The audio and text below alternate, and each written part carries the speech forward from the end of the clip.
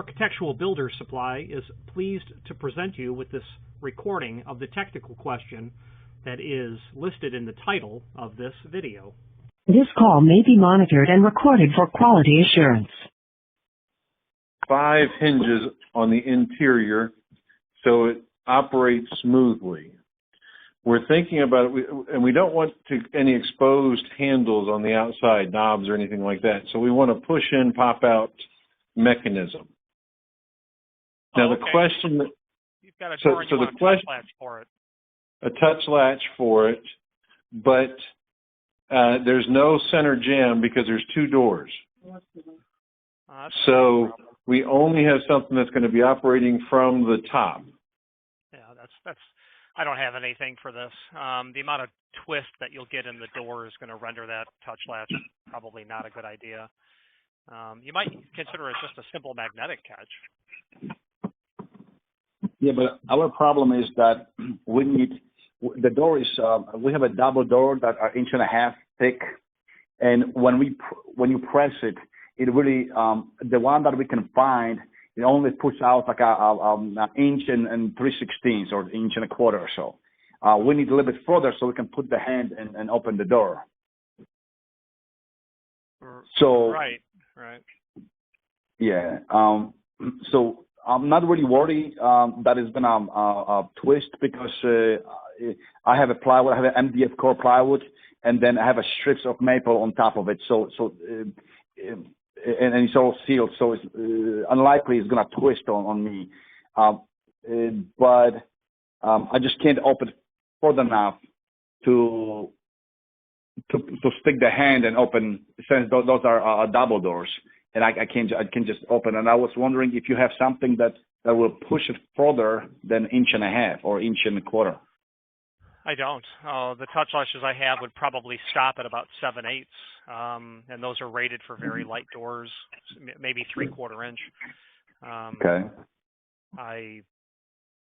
I understand you want no exposed hardware whatsoever. I don't have something that's going to throw the door out that far.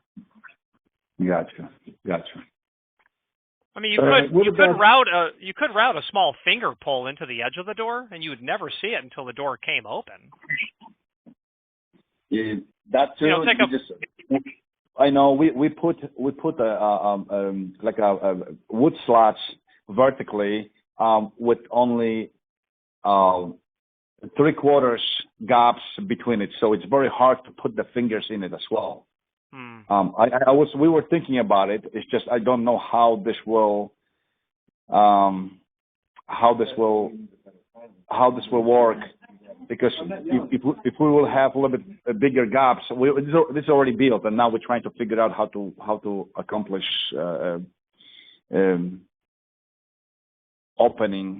open the door. Yeah, sounds like some sort of exposed hardware is going to be a fallback. How strong is that Ives IC12 with a 14 extender? It's very strong. So why wouldn't that be a solution? Because it doesn't meet the criteria that's been put forth. It doesn't throw the door out. So how much does that extender help it? Oh, the pusher? The pusher's not going to throw the door out quite that far. The projection of that bolt is, I'd have to measure it, but it would be less than 1.25 inches. All right, because I saw where, again, from their website, they're saying use the 14 as the extender. So you'd think the 12 for the weight of the door, but then you think the 14 is in addition to it for the extended push. It's not. It's meant to increase the amount of force it takes to operate the door, not to throw it out necessarily. Although it obviously does that, depending on the weight of the door.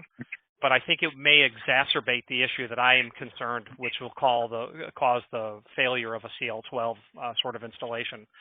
You're adding probably another 12 or 15 pounds of force required to actually activate and putting that up at the top. And even with a 6.8 or a 7.0 door, I think you're going to have enough deflection in the door, even though the builder of the door said it's not going to happen, enough to render the hardware below the threshold where it can operate predictably. However, it's all theory. You could buy it and it could all work, or you could buy it and you can say this is not going to work at all. I just don't know. Is that your best guess at any of the hardware you supply as an option? I'm not offering that as an option. I don't believe it will work, and I don't have any touch latches that will work. The problem that you have is you want to clear it. You've got 1.5 inches, so you want to clear that far enough to not only get it to breach the plane of the other door, but enough to get your 3/8 of an inch thick finger behind there to pull the door open. So that's the problem.